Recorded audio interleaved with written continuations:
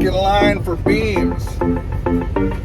Don't know where I'm going to put this video or make it on its own, but I did get asked a question. And the question was, what's the difference between I-beams and H-beams? Now listen, for you guys who have been doing this a while, stop laughing right now. There's no stupid questions. Thank you for the question. And it's really simple. I'm going to flip this camera around and show you a couple things. Basically, if the beams are stacked in an I formation where the center of the beam is going like this and making an I, that's an I-beam. It's laid on its side where the center is running, what is that?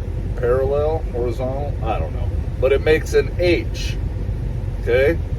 Does it make any difference? Depends. If they're not super thick beams, then yes, it makes a difference, because when they set it on your trailer, it's going to sag in the middle. Whereas if it's stacked in an I-beam formation, it will not sag.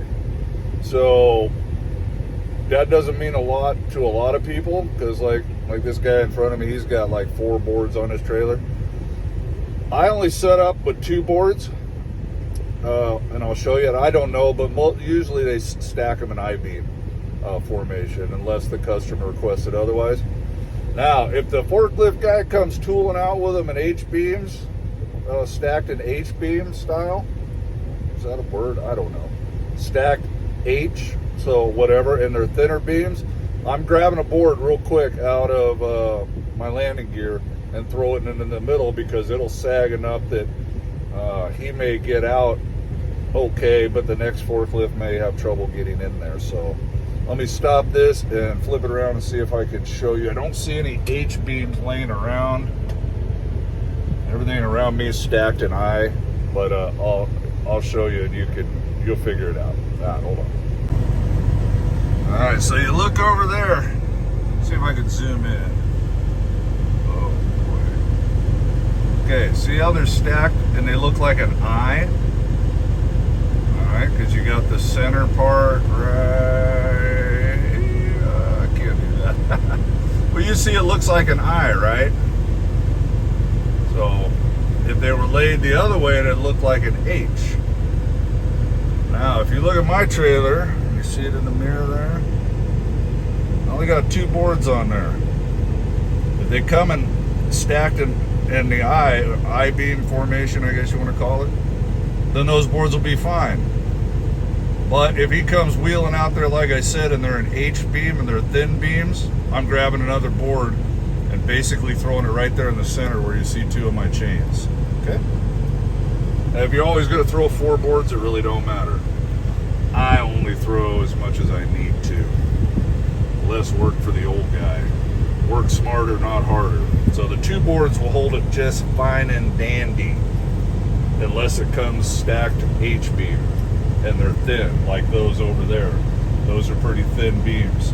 And if you get, I'm getting 43 footers here. If you get long ones like that, 43, 48, 50 footers thin, and they flipped it over to H-beam, it's gonna sag on you. So there you go. Hope that answers the question. All right, y'all. Oh, just sitting here making videos and scrolling social media. Life of a flatbedder. All right, bye now. I was just watching those videos I made. I just make 2 more and we'll make it long enough for a video. But you see those socks and shirts hanging there? That's because they weren't quite dry. So I don't hang my dirty clothes in my truck. So I saw that. I thought I'd better explain it. They come out of the dryer a little damp, and the wife actually hung them up back there. I can turn the fan on back there. You probably see that shirt start moving. Oh yeah, there you go. Bunk AC going now. But I want to flip this around. I've mentioned this before, man. It's just a pet peeve of mine. So get ready when you're sitting in line. This drives me nuts. Hold on, let me show you. Alright, man. You see this guy's got his boards, chains out. Yours truly, boards and chains out. Guy back there. You see, they got their boards and their chains. Biggie's 2 monkeys. Nope, no boards out, no chains out. So they're going to pull in at all this time to get ready. Then they're going to get their boards and their chains and dink around while the forklift is sitting there with their load of beams ready to put it on the trailer, and they're not ready. And then worse than that, some of them won't. They want you to just throw 2 chains, and you go over here, there's a chain up yard, okay? Well, you can even see a tarping station down there for the covered beams. But they won't do that because my company says I gotta fully secure it before I can move the truck. Maverick and those fellers. Which, okay. But they just, it's like a snowball effect. So then they're gonna want to put 6, 8, 10, 20, 30, I don't know, whatever amount of chains and straps their company says they gotta have. And before you know it, us guys like me just sitting back here going, what in the world is taking so long? This is what's taking so long. Boards weren't out, their chains weren't out, their binders weren't out. They pull in there, time to go to work. Forklift man just sits there and waits because they were too busy. Like this guy here, all back in his truck to get on TikTok. Is he good? Nope. Nope. You think he set his boards up? Oh no, we ain't doing it. Nope, ain't gonna do it. We'll wait till we get in the place to load, and we'll hold everybody else up. We won't do it while we're sitting out here for 20, 30 minutes. Common sense is dead, fellers. Don't be this guy. Have more pride. All right, that's my rant for the day. See you, bye. Well, good morning. Didn't have time yesterday, but I thought, hold still, camera. I'll get out and show you I-beam, H-beam. It's pretty simple. I think you guys got it, but I'll get out and show you these on here and explain it to where there could be no misunderstanding, hopefully. So, in my spot for the night here, the on-ramp in the middle of Tennessee somewhere. I tell you, I was awake anyways, just kind of laying back there, surfing the internet, looking at loads and whatnot. And some guy, I'm guessing he's a local, I didn't even get up to look, but I hear him coming down the on-ramp, and he's got it against the governor. And as soon as he gets to my truck, he lets the Jake brake rip. Is that funny? I mean, waking guys up? I mean, what are you, 12? Beavis and Butthead? Anyways, whatever. The world we live in, man. So, I got out this morning. Another thing I'll add in here. I've been using snap binders or over center binders, whatever you want to call them, 30 years. But I've been thinking about it a lot lately, and today was the last straw. I am officially retiring them. Are they quicker? They can be.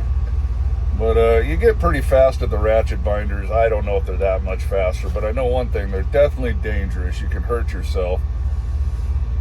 This morning, I had one loose, as usual. I mean, I got 4 of them on here, and there ain't no way I'm going 800 miles without one coming loose. So,